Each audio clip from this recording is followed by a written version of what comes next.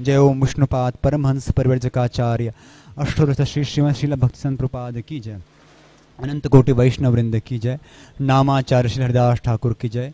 प्रेम से बोलो जय श्री कृष्ण चैतन्य प्रभु नित्यानंदा श्री अद्वैत गदाधर श्रीवासादि गौर भक्तवृंद की जय। श्री श्री राधा कृष्ण गोप गोपीनाथ श्याम कुंड राधा कुंड गिरि गोवर्धन की जय। श्री श्री मथुरा वृंदावन धाम की जय। श्री श्री पुरुषोत्तम क्षेत्र जगन्नाथ धाम की जय। श्री श्री मायापुर नवद्वीप धाम की जय। वृंद देवी तुलसी महारानी की जय। गंगा माँ यमुना देवी की जय। भक्ति देवी की जय। श्री प्रपाद बुक डिस्ट्रीब्यूशन की जय। हरिनाम संकीर्तन की जय। हरे कृष्ण महामंत्र की जय। निताय गौर प्रेमानंदे हरि हरि बोल। All glories to assemble devotee Hare Krishna. All glories to assemble devotee Hare Krishna. All glories to assemble devotee Hare Krishna. All glories to all Shri guru and Shri Gaurang Jagat Guru Srila Prabhupada की जय। गुरु वंदन का अनुवाद। हमारे गुरुदेव के चरण कमल ही एकमात्र साधन है जिनके द्वारा हम शुद्ध भक्ति प्राप्त कर सकते हैं। मैं उनके चरण कमलों में अत्यंत भक्ति एवं श्रद्धापूर्वक नतमस्तक होता हूँ। उनकी कृपा जी भौतिक क्लेशों के महासागर को पार कर सकता है, कृष्ण की कृपा प्राप्त कर सकता है। मेरी एकमात्र इच्छा है कि उनके मुख कमल से निकले हुए शब्दों में चेतना शुद्ध करूँ। उनके चरण कमलों में अनुराग ऐसी सिद्धि है जो समस्त मनोरथों को पूर्ण करती है। वे मेरी बंद आँखों को खोलते हैं तथा मेरे हृदय में दिव्य ज्ञान भरते हैं। जन्म जन्मांतरों में वे मेरे प्रभु हैं। वे प्रेमा भक्ति प्रदान करते हैं और अविद्या का नाश करते हैं। वैदिक शास्त्र उनके चरित्र का गान करते हैं। हे गुरुदेव, हे प्रभुपाद, करुणा सिंधु आत्माओं के मित्र, आप सबके गुरु एवं सभी लोगों के जीवन हैं। हे गुरुदेव, हे प्रभुपाद, मुझ पर दया कीजिए तथा मुझे अपने श्री चरणों की छाया प्रदान कीजिए। आपका यश तीनों लोक में फैला हुआ। जगत गुरु श्रील प्रभुपाद की जय।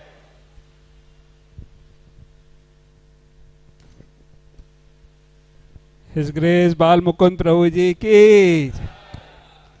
So today we are very, very fortunate that we have His Grace Bal Mukund Prabhu Ji amongst us. Prabhu Ji is a very, very sincere, humble and very, very intellectual disciple of His Holiness Gopal Krishna Goswami Maharaj. Actually, we had very good fortune of being with Prabhu Ji in Moscow, Russia. Prabhu Ji was very, very dedicated, very grave, very intellectual. He has helped us a lot in our spiritual life in the initial days, and thereafter Prabhuji relocated to United States for pursuing his MS and PhD. Currently Prabhuji is a professor there in one of the US universities.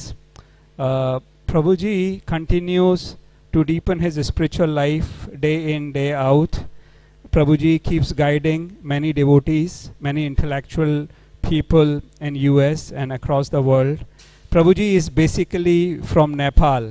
So I often kind of call Bali Murari Prabhu as Bal Mukund Prabhuji because I kind of mix both of them. They are both from Nepal. They are both very humble, very grey, very sincere, very dedicated. So I would often speak with Bali Murari Prabhu of Bal Mukund Prabhuji and also with Bal Mukund Prabhu of Bali Murari Prabhu. So today they are both together and we are blessed to have opportunity of hearing Bhagavad Katha from Bal Mukund Prabhuji. So we'd like to welcome Bal Mukund Prabhuji by chanting Hare Krishna, Hare Krishna, Krishna Krishna, Hare Hare, Hare Ram, Ram Ram, Hare Hare. His Grace Bal Mukund Prabhuji ki. Jagat Guru Srila Prabhupada की जय।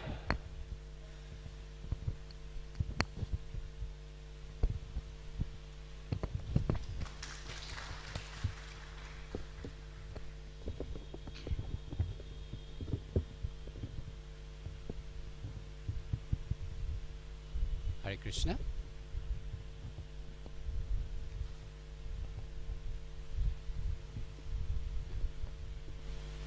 Hare Krishna.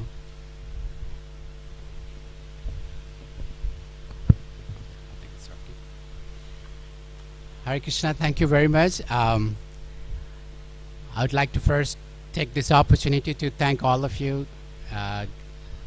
assembled devotees here at the temple. By the way, this is my first time to ISKCON Delhi, Dwarka. Anybody like me, first time here? Okay, so you're much more fortunate. But I'm here because of my friendship in this glorious movement with Sri Gaura Haridas Prabhu and Madhukanta Prabhu. And I'm looking at some of the young devotees here. Sometime around that same age, when we were in college together, we became friends in this glorious movement. And it's been over 25 years now, and still we support each other, check on each other. So I hope you are also developing a wonderful friendship. Not that, more mature people cannot have friendship, but I'm just putting a stamp on our bodily age. Around your age, we became friends, and it's been wonderful. Very supportive friends in whom we could confide ourselves, secrets, share things.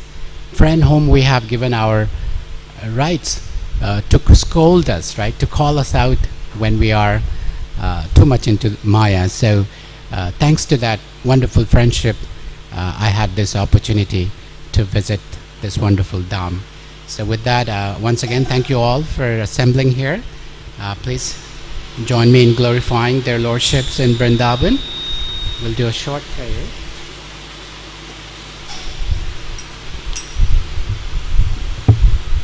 Jai Radha Madhava Kunja Bihari, Jai Radha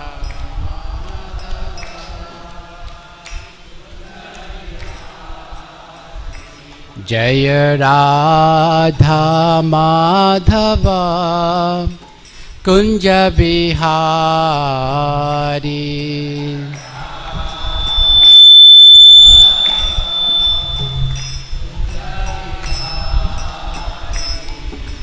Gopi Jana Vallabha Girivaradhari.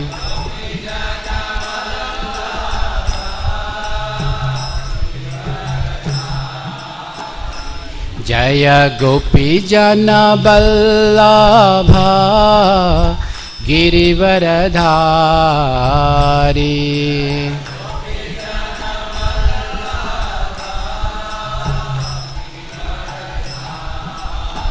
Yashodanandana Braja Jana Ranjana.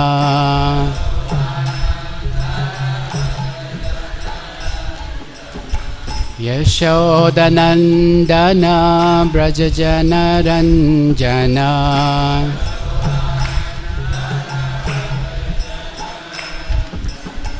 Jamuna Tira Vanachari.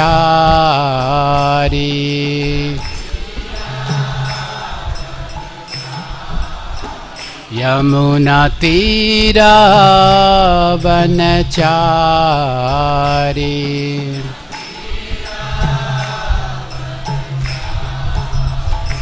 Jaya Radha Madhava Kunja Bihari.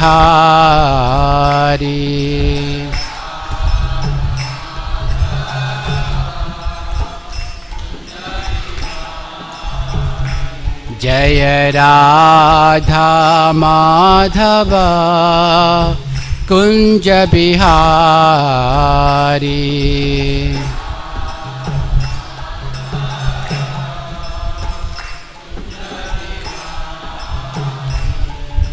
Gopi Jana Vallabha Girivaradhari.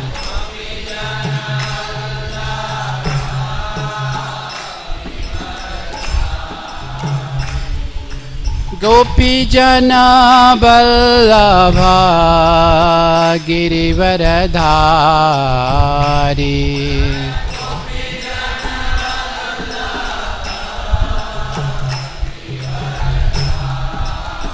Yashodanandana Braja Jana Ranjana.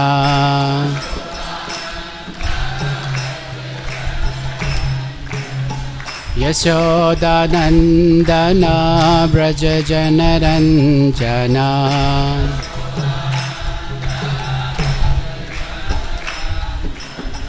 Jamuna tira vanachari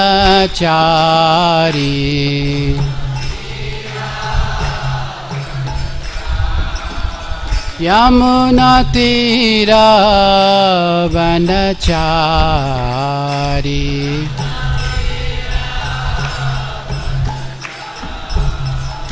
Jaya Radha Madhava Kunja Bihari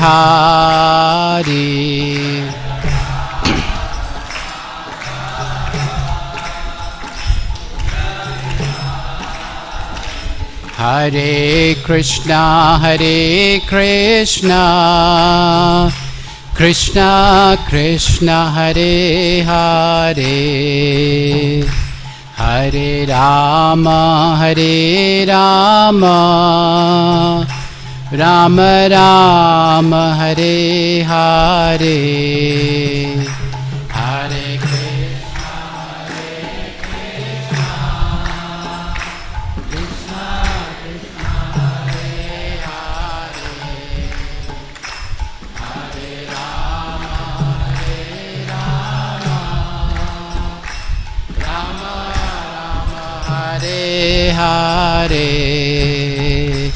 Hare Krishna Krishna Krishna Hare Hare Hare Rama Rama Hare Hare Hare Krishna Krishna Krishna Hare Hare Hare Rama Rama Rama Hare Hare Rama Hare Hare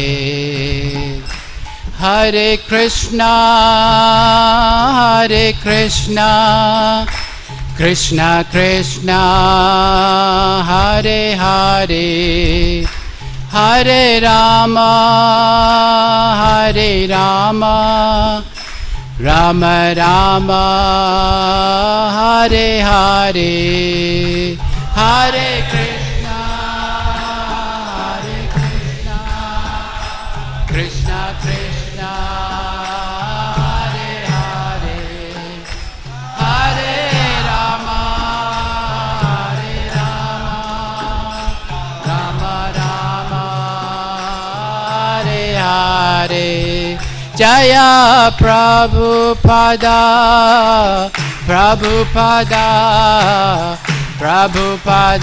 Srila Prabhupada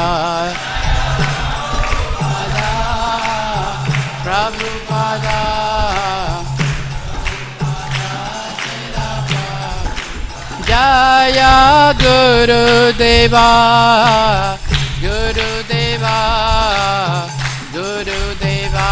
Jaya Guru Deva Jaya Guru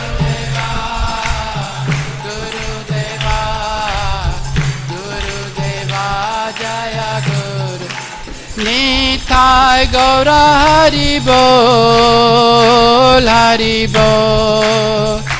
Hari Bol Nitai Gaura Hari Bol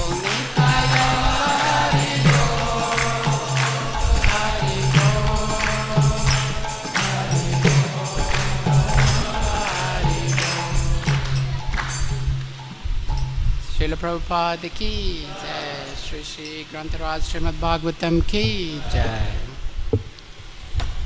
Om Namo Bhagavate Vasudevaya. Om Namo Bhagavate Vasudevaya. Om Namo Bhagavate Vasudevaya.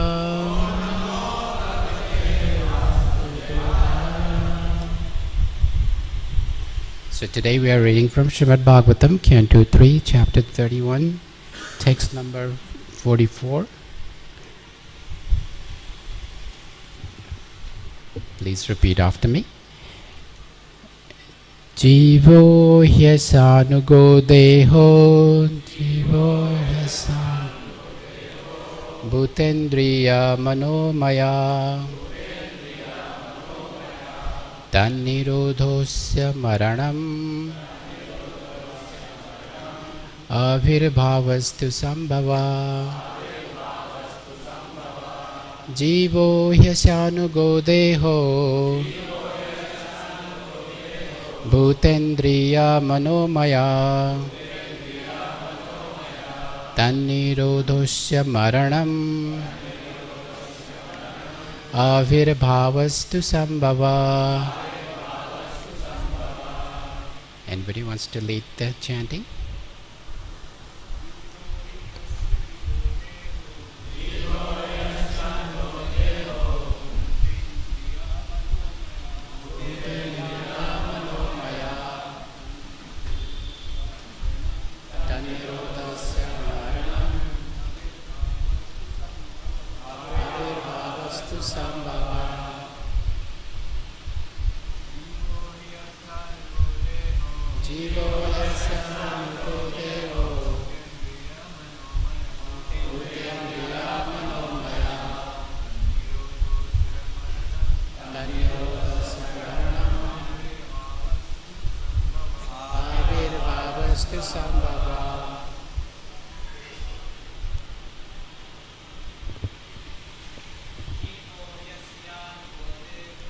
Jivo tesana devo, bhutendriya manomaya tannirodhosya maranam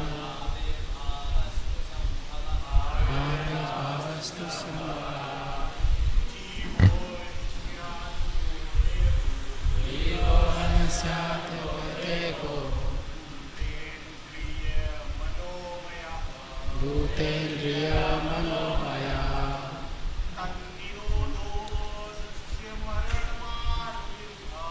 tannirodhosya maranam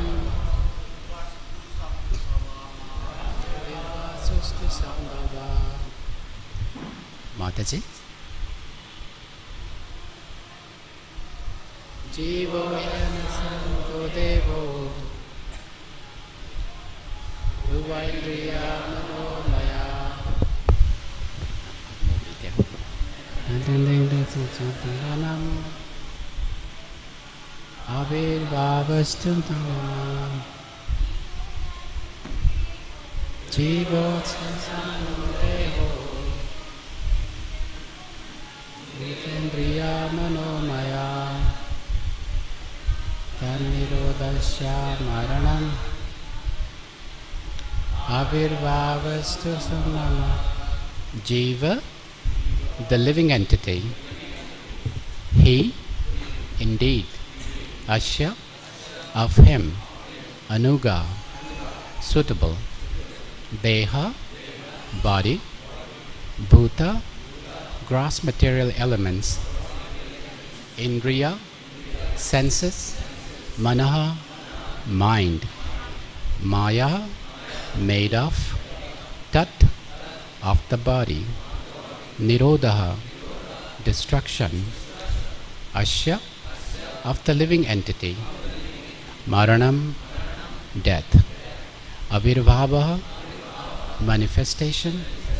2. But. Sambhavaha, birth. I'm going to read translation, and I think purport is just 3 paragraphs, so I'll read the purport too if you don't mind. Translation. In this way, the living entity gets a suitable body with the material mind and senses, according to his fruitive activities. When the reaction of his particular activity comes to an end, that end is called death. And when a particular type of reaction begins, that beginning is called birth.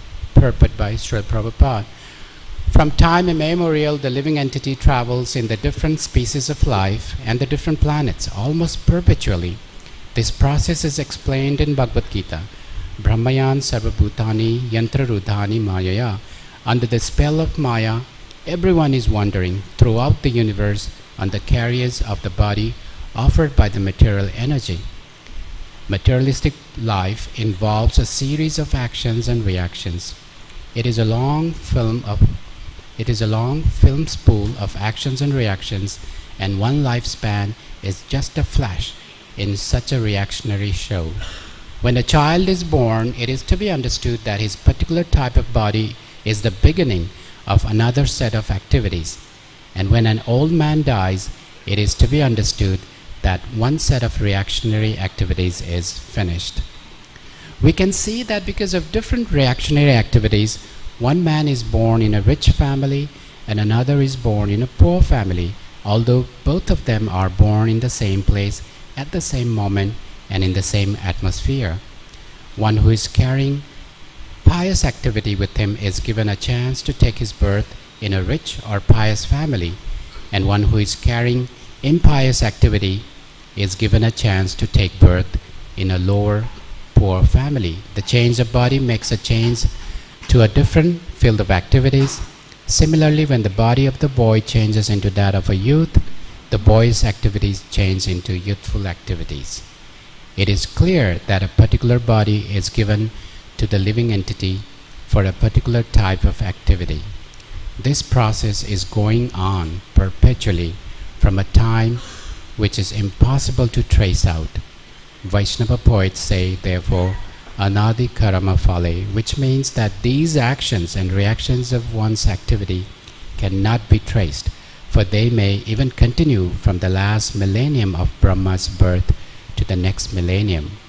We have seen the example in the life of Narada Muni. In one millennium, he was the son of a maidservant, and in the next millennium, he became a great sage.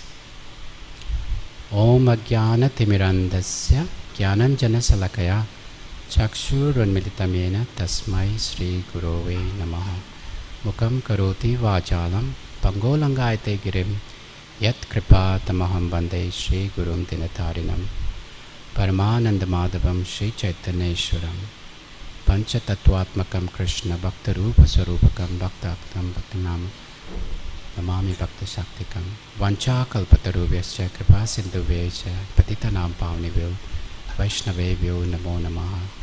Jai Shri Krishna Chaitanya Prabhu Nityananda Shri Advaita Gadadhara Shri Vasadi Gaur Bhakta Vrinda.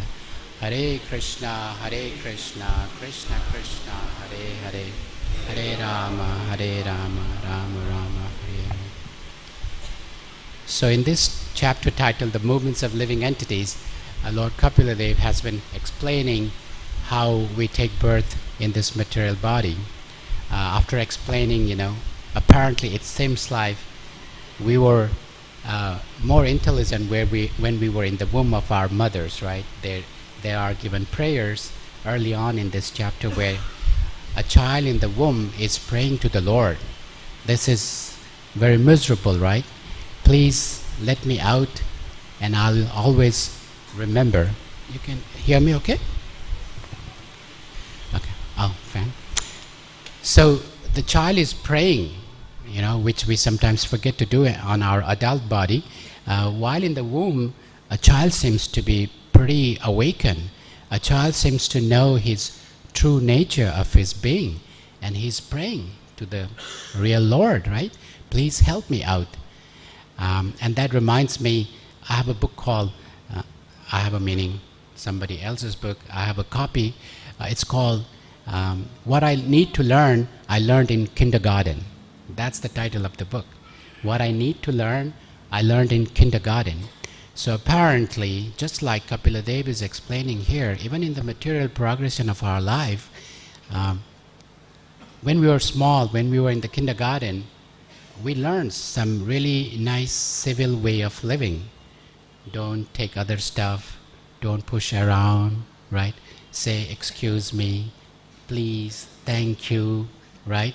Don't steal from others, respect your teachers. So those are very simple civil way of living that were taught to us when we were in small kindergarten, right?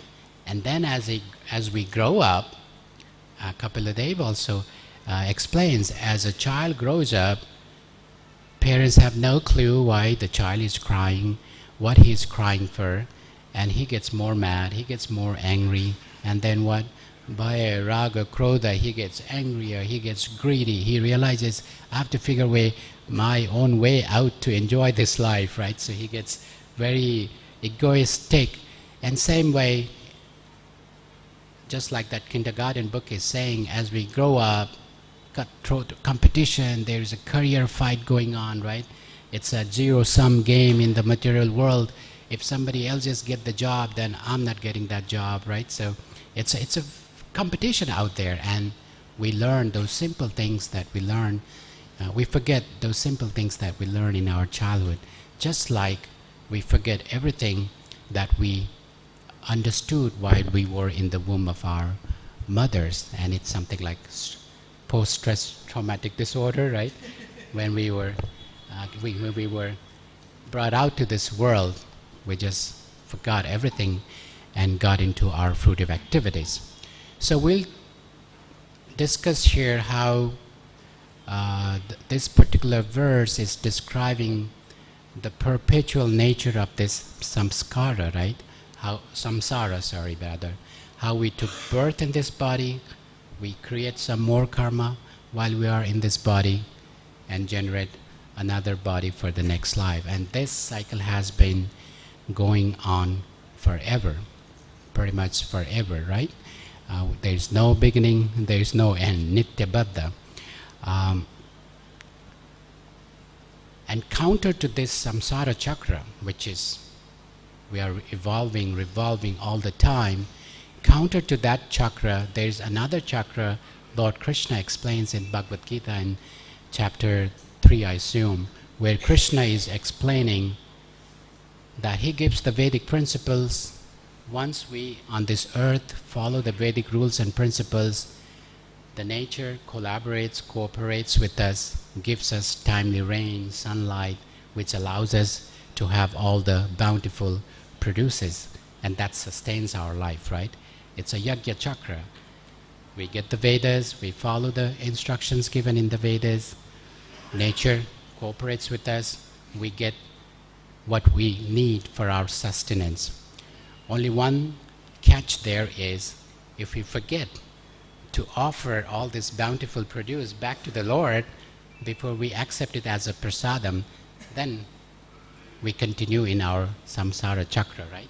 So to break that chakra, we have to make a loop in that linear process where Vedas are given by the Lord, we follow Vedas, nature cooperates, we get our produces which are needed for our sustenance. It's a linear system, but we close that loop by offering all the produces we get from the ground as an effect of sunlight and the rain and the strength of the soil, minerals in the soil. Whatever we get, we take it back to the Lord from whom everything started, and that's how we make our yajna chakra, and that yajna chakra is the antithesis to samsara chakra, right? And that's why there's a whole science of offering described in Bhagavad Gita, yad karosi, yad juhosi, dadashi, yad, right? Whatever you do, tat karosi madarpanam, do it as an offering to Krishna. So whatever we do, whatever we get, as long as we don't forget, or rather we remember and mindfully offer it to Krishna, then we are kind of safe. We are kind of acting against the samsara chakra. But it's difficult, right?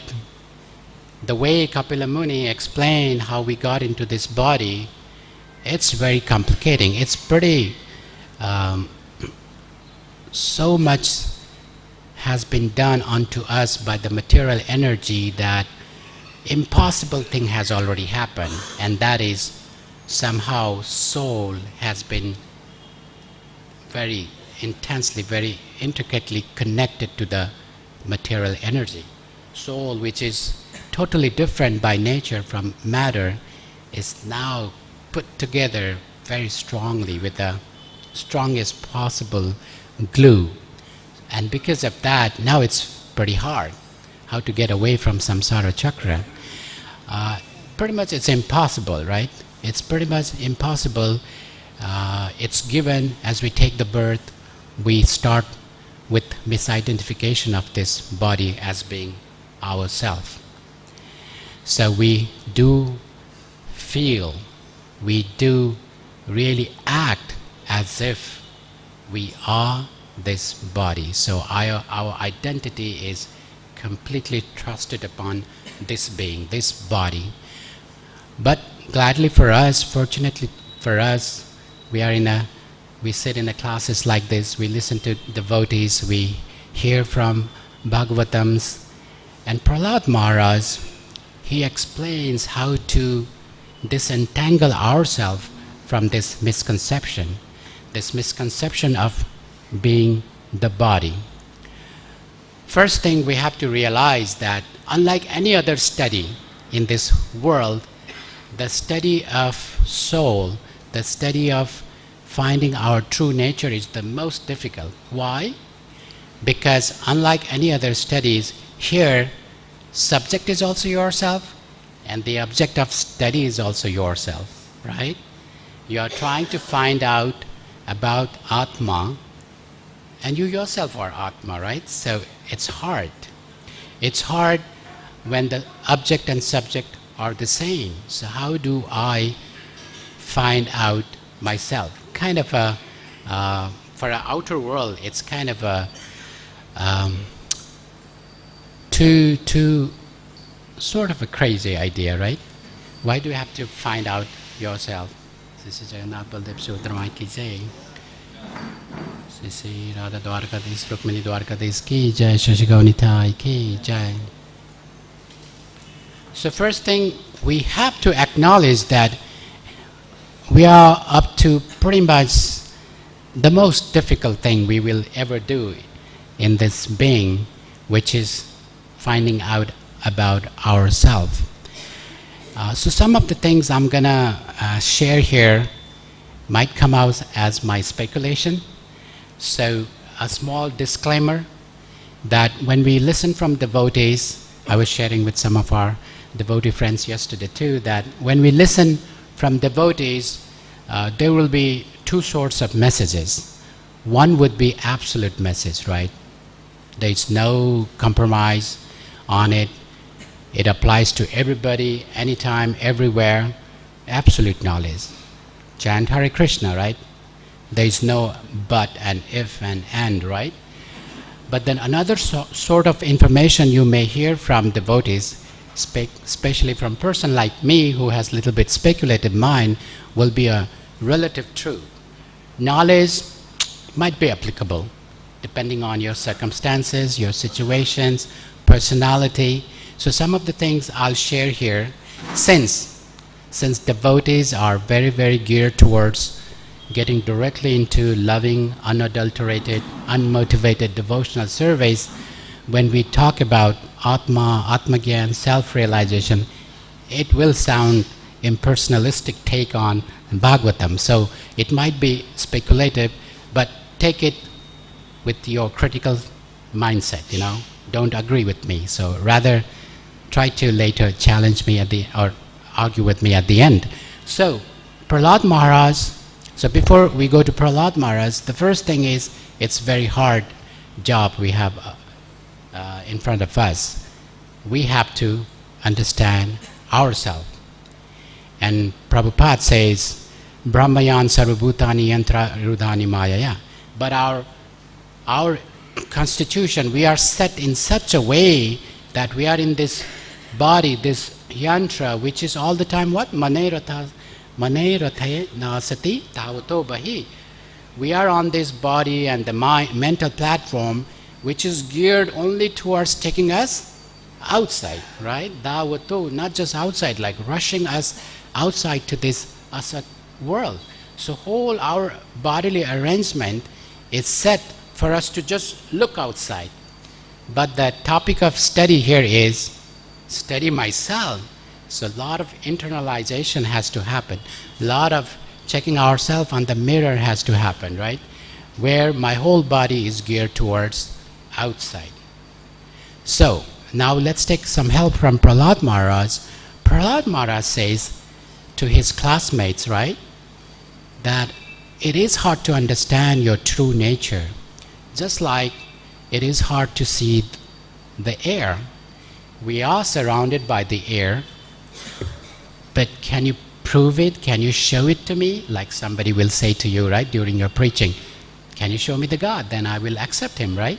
Same way, can you show me the air? There's no way we can show somebody the air. But Prahlad Maharaj says there is a way to understand air, and that is just like when we smell these offered flowers. Just by the aroma that the air carries lets you understand the existence of the air. When we get any smell, fragrance, that tells us there is something called air. And to that extent, in this body we can understand the soul, and that is, Prahlad Maharaj says, similarly you can understand your true nature as a soul in the state of your wakefulness, sleepiness and dreams.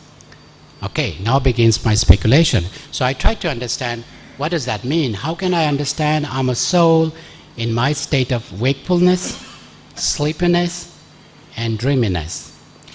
I looked for that understanding. I was reading 7th canto. I couldn't find much, so I resorted to my speculative mind.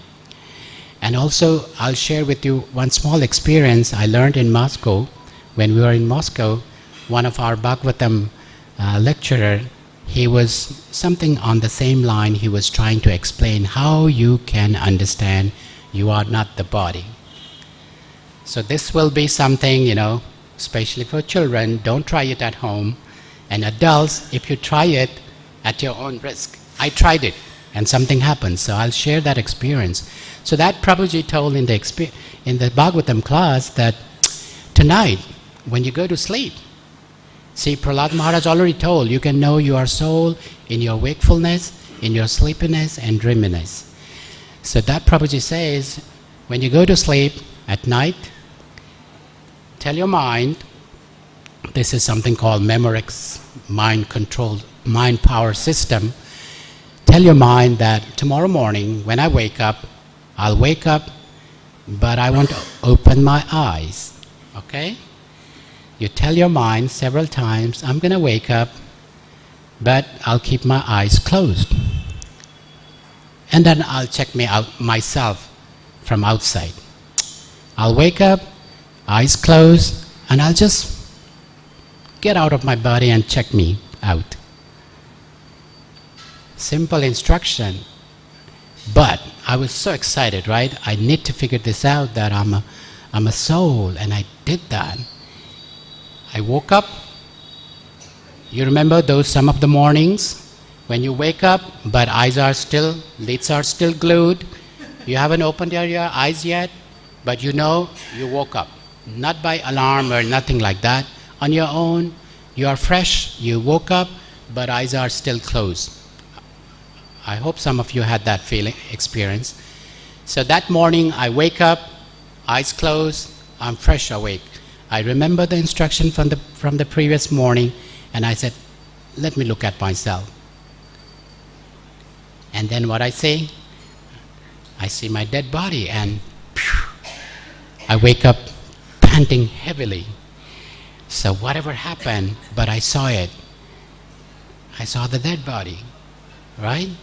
So that was, and now I'm putting Prahlad Maharaj's instruction together with this experience. Wow, maybe there's something on sleepiness and dreaminess where you can understand that you are not the body. And I recall when in our childhood, when we had a sleepover, if a friend of yours falls asleep first, then we used to paint on his face.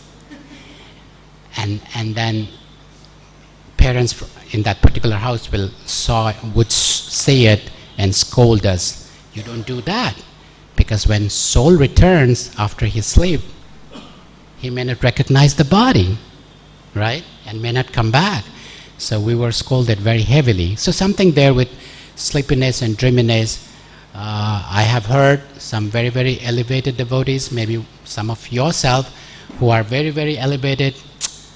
They can chant in their sleep, they can visit Vrindavan in their dreams, right? But we are not to discuss those things because I have no experience of that sort. Now remains the wakefulness. How can we recognize our true nature when we are wakeful? Seemingly, wakefulness is the state of our being where we might have some control, right? What we do, what we don't do. So in wakefulness, so in sociology there are researches on these kind of things where you dissect your study object into segments and look at minute segments. So same principle we can apply in our bodily experiences. I'm looking at you, all of you, hopefully not on phone, you are looking at me. So as we are looking at each other, our integration of soul and matter is so strong, even for a split second we don't even think that the eyeballs and me are different, right? So, wakefulness, how are we going to practice this? Just dissect our observation into different segments. Whatever light reflectance that I'm receiving from you, it's coming through my eyeballs, which are just one set of senses, and somebody else, which is me, is processing that, whatever I'm seeing. Whatever I'm listening through the ears. I'm not the ears, little bit neti here. I'm not the ears, it's somebody who is hearing, right? So in this combination of all the bodily senses and minds, if only we could dissociate ourselves from all these senses and mind, even for a split second, we can at least realize that, oh, as an individual entity, I exist. In Greek philosophy also they say, what's the proof of the soul, right? I exist, that's the proof. I exist, that's the proof that there's a soul. Just like I get aroma, that proves there is material elements such as an air. Just because I become aware I exist, you will have some interesting understanding that there is something called soul. And soul that is encased in this body, just an inch out of it, no idea what's going on. Certainly in your body, I have no idea what's going on. Very, very limited, completely boxed in this body. But there is somebody who is sitting in there. And that's the feeling of existence of the soul, or a glimpse into your true nature. So the phrase I'm going to tell you, very speculative, something along the line like what we all hear all the time, devotees, we are told we always have to remember Krishna, don't forget Krishna, right? That's our two primary principles of devotional life. And here I'm going to tell you to do is remember yourself. Don't forget yourself. Whenever our senses are interacting with the sense objects to the external stimuli, we have to remind ourselves of our existence, which is apart from that sensual activity. Just by reminding, as I'm looking at you, just by reminding, it's the eyeballs who is capturing all the sense perception, but it's me who is seeing all of you, you know, just by practicing on that small phrase, you know. Now, besides remembering Krishna, please remember yourself, don't get lost. So Prahlad Maharaj is explaining, that's a way to get to our true nature. Otherwise, it's pretty tough. We have to study ourselves, and we are so intrinsically, so intensely connected with this matter. So after that, I want to take you to another topic. Prabhupada we will come back to the last sentence of the Prabhupada's purport, because that's the ultimate message in this verse and the purport. Prabhupada explains it's very hard. Samsara is very hard, You take birth because of the activities you are unaware of, right? From the past life, you don't remember. And now you are creating another body for the next life. If you are pious, you take birth in a well-to-do family. Hopefully you will be given more opportunities to keep climbing up on the rungs of the samsara chakra.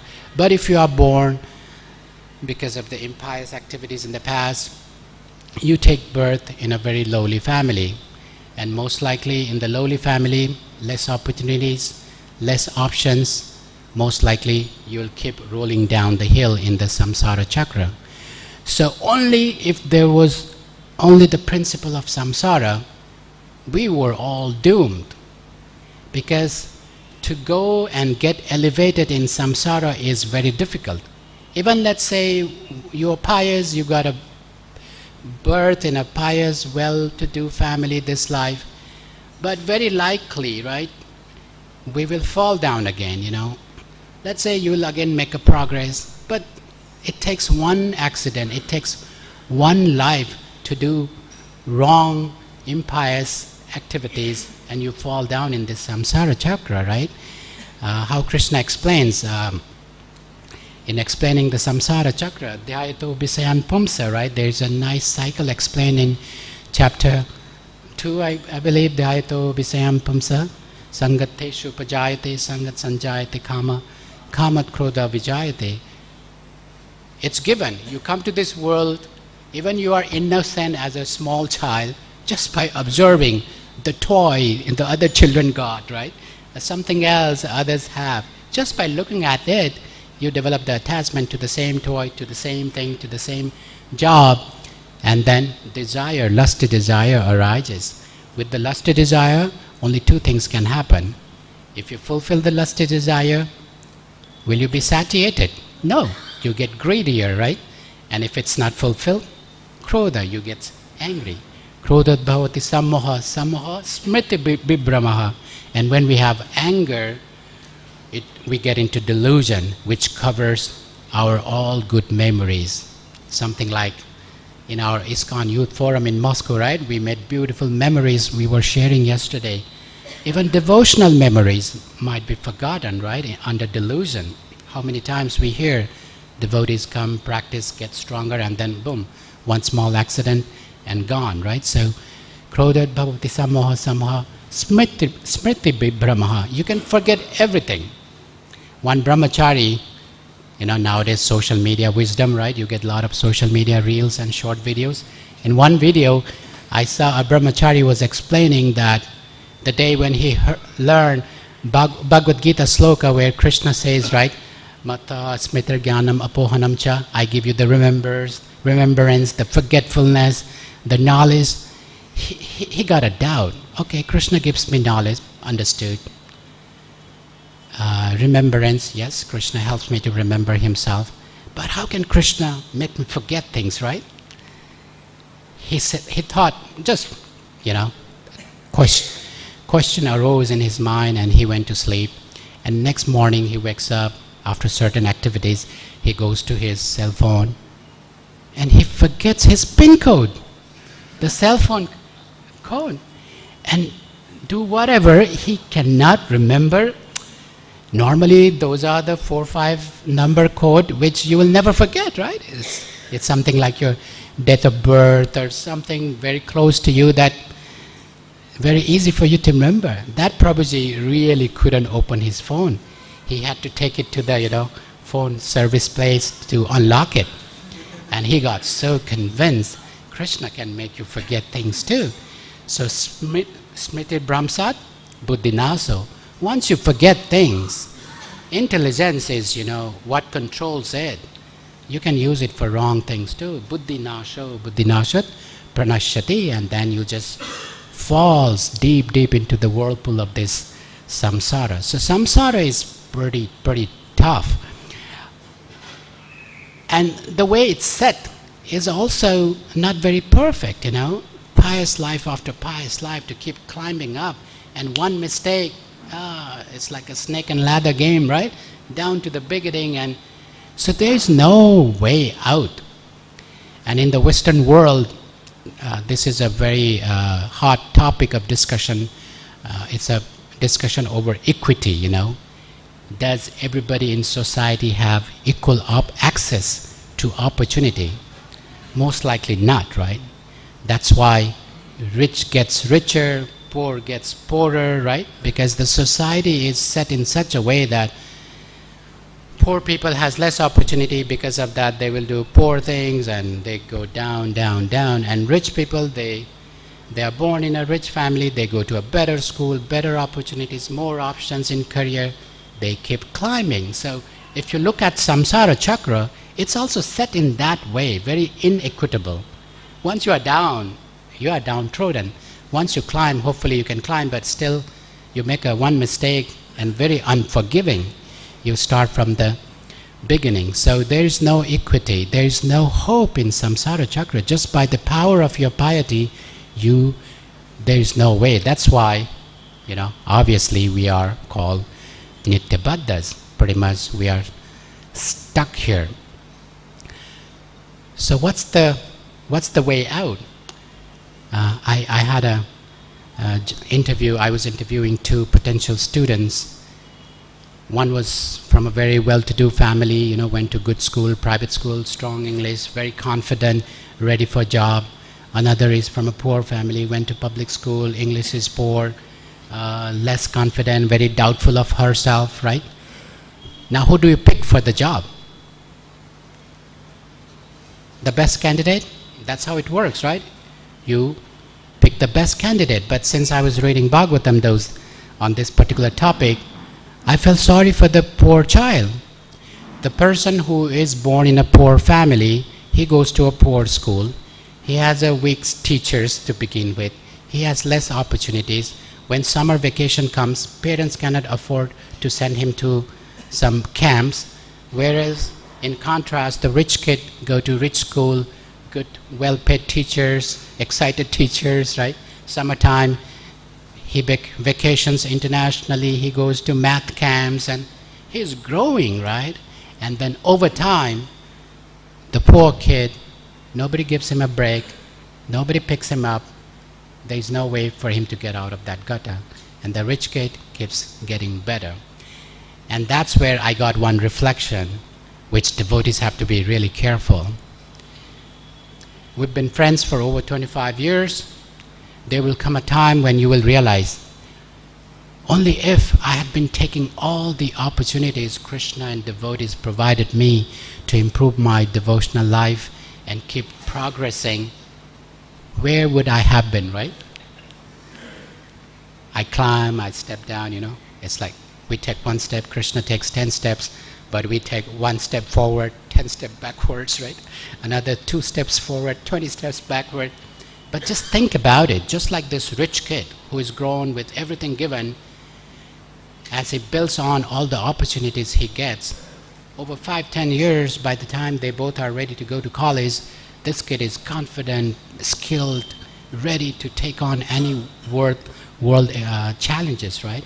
So for devotees also, I think it's a one small message here, you know. If we take on all the opportunities we are given on a daily basis, on an hourly basis, just imagine, right? Life is short, but they say day is long. Even in a single day, one can progress quite a bit. So what's the hope? What's the hope in the samsara, where even if you are a very pious person, actually it's still hopeless? That's where comes the nature of our movement, the nature of the foundation our most munificent Lord Sri Chaitanya Mahaprabhu has installed in this movement, which is all about retrieving the most fallen of all souls, right? Our acharyas, they write in their prayers, I'm the most fallen, so I should be the number one in your list, right? So Chaitanya Mahaprabhu becomes that equalizer who really brings this principle of equity in this material world. Unless hopeless for both pious pious and impious. But Mahaprabhu, particularly, he chooses to pick the most fallen of all. And look at his preachers, what they do. They also go to the Jagai Madhais, right? Because they think that's what will enhance the glories of Chaitanya Mahaprabhu. So bear in mind, that's how we got saved. Not because we were pious enough, maybe some of you, but primarily not because we were pious enough, or not because, I collected piety enough that, Krishna had to send some devotee with a seed of devotional creeper, right? No, primarily it's because that,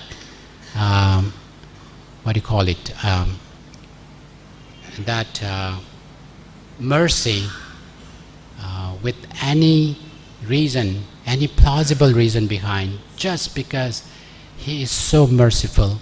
Prabhupada is so merciful. Our ISKCON Guru Vrindas are so merciful. Our preaching devotees, our temple devotees, just because they are so merciful. Maybe our merciful nature doesn't last 24 hours a day, but you see all of your devotee colleagues around you, most of the time in the day, they are very merciful, right? Except some moments when they also lose it. But just because of that merciful nature of this glorious movement, we all are assembled here. And that's what Prabhupada says at the end. 1 millennium, you are Brahma. Another millennium, you may be a downtrodden Shudras. And then another millennium, you are Narada Muni. And how does that all happen?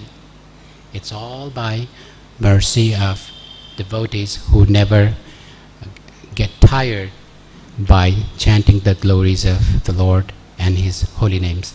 So in summary, we discuss the topic of samsara chakra, which is very, very difficult to break, but fortunate to us, there is a counter to it, which is yajna chakra, but still, you cannot inaugurate that yajna by itself. So we all are completely reliant on the causeless mercy. That's the word I was looking for, causeless mercy from our devotees, devotee friends, devotee mentors, gurus, Prabhupada, Sri Chaitanya Mahaprabhu. And meanwhile, as you are trying to remember Krishna, remember yourselves too. Hare Krishna.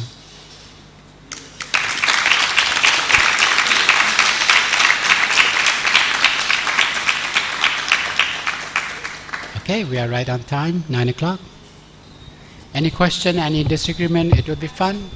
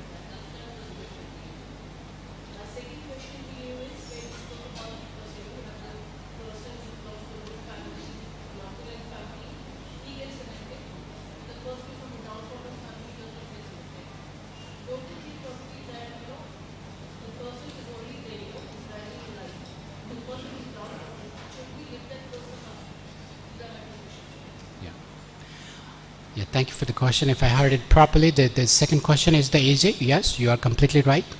That's what we talked about as a devotee when we go out to preach. What's that?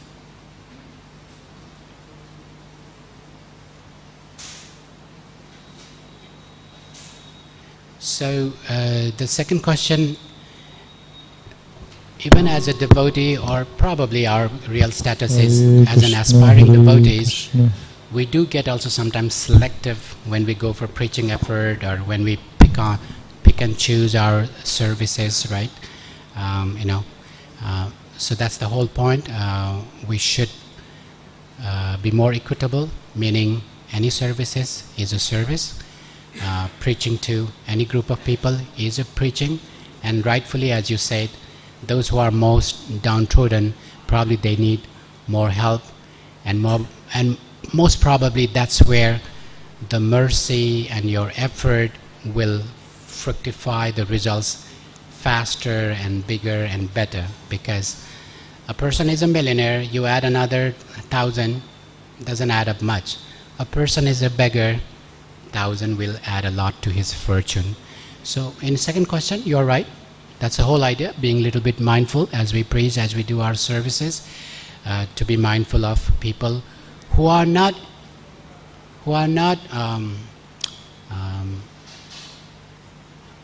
eligible. They are just, because of the background of their life, they look less prepared, less confident. But that's where, as a mentor, as a person, you will get more pleasure by lifting that person. So that's, you are very right, yes. Question 1, probably devotees here are more qualified to answer on that. You have a celebration going on, but just a month prior to that, you lose somebody near and dear. And the question was? How would you describe that? Because you see, everything happens in the will of the God, like life and death. It happens in the will of Krishna. What is the will of Krishna in that? There's a celebration going on, and all of a sudden, one of the person passes away. How would you describe the will of God in that? What does he want in that?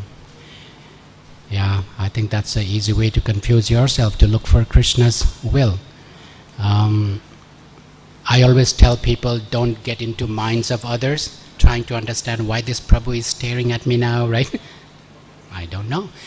And Krishna is even more unfathomable. So the whole idea is to develop a faith in the process that Krishna is a loving Father, and he means well for us. The direct will may not be visible right away, especially when we are in trouble.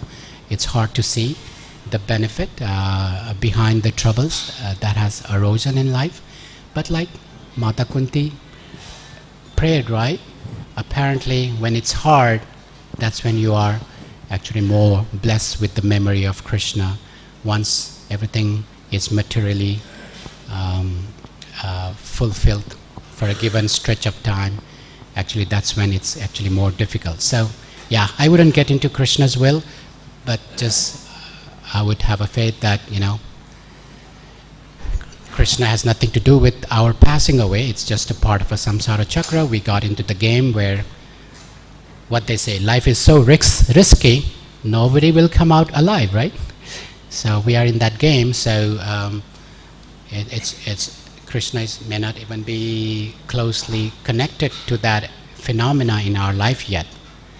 So I hope that helps. We can also say, that whatever happens, they always, that jo bhi hota zindagi mein achhe ke liye hota hai, everything happens for the best. Maybe something good is hidden in that. Could be that also. Right. And keeping in mind the scale of the time, Acha hota hai on a long run. How long run, in 5 years, 10 years. Hopefully by the end of the lifetime, right? If everything ends well, that should be well taken. Just one question related to this only, if a death happens in the family, can we still continue coming to the temple and chanting the Mantra? Can we do that? I assume so, but you should check with some more devotees who are well versed with Manu Samhrita and all. I mean, I think what we can do for the person who left is to pray, right? So in that sense, coming to temple or in your home temple, that's the best thing to do. Pray, chant for him, for that soul. Yeah. Mataji. Yeah. You can. Yeah. Okay. Okay. Let's give some chance to other people too. Yeah. Any other question or comment?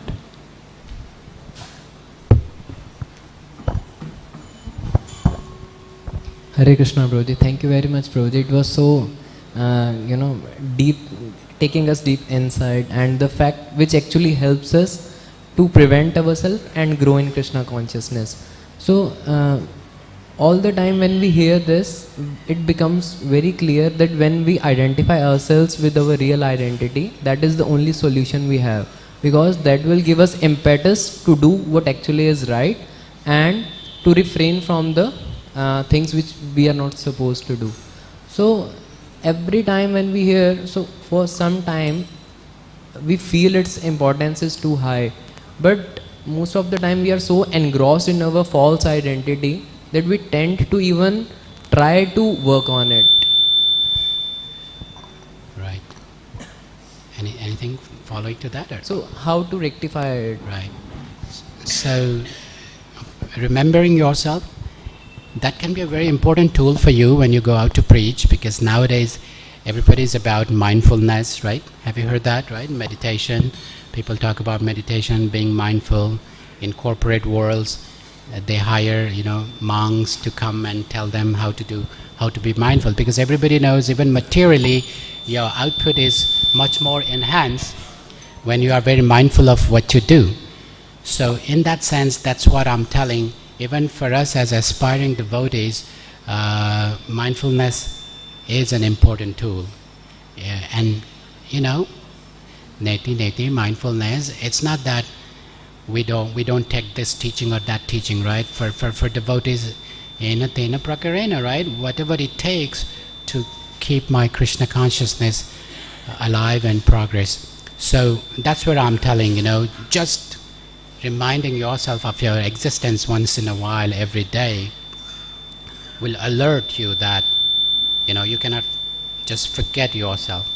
Although, I don't know about this, but probably in a higher level of devotional service, you forget yourself, right, in Krishna consciousness. But until we are not there yet, I think it's good to remember ourselves. And Krishna says, right, doing a pious thing is one thing, doing a good thing is one thing, but doing it in knowledge gives you better results, right? Krishna says somewhere in Bhagavad Gita. Same way as we are sweeping our floors, as we are doing our chanting malas, if we are aware, it's at least it's trying to come out of my soul, right? That chanting, that prayer, that call to Krishna. It's not that, just my mouth and lips on a cruise control, right? You set the mouth in your, you have that capability, that siddha.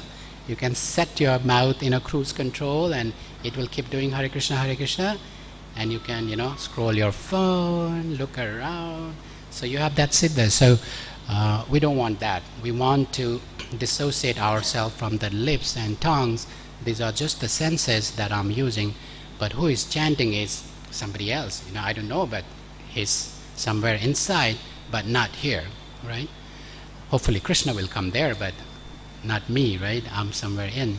So just by reminding myself that I exist apart from this body, and then do my thing in that consciousness.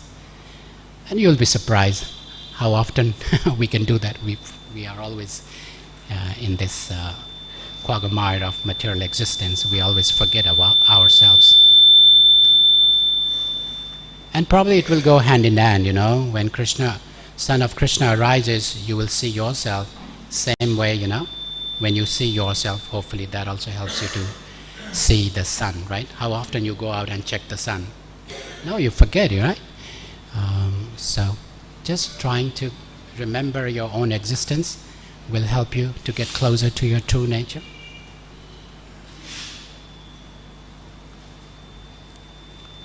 Any more question?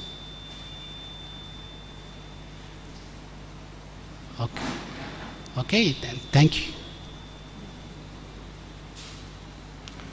Okay, thank you very much. Thanks for your attention. Hare Krishna.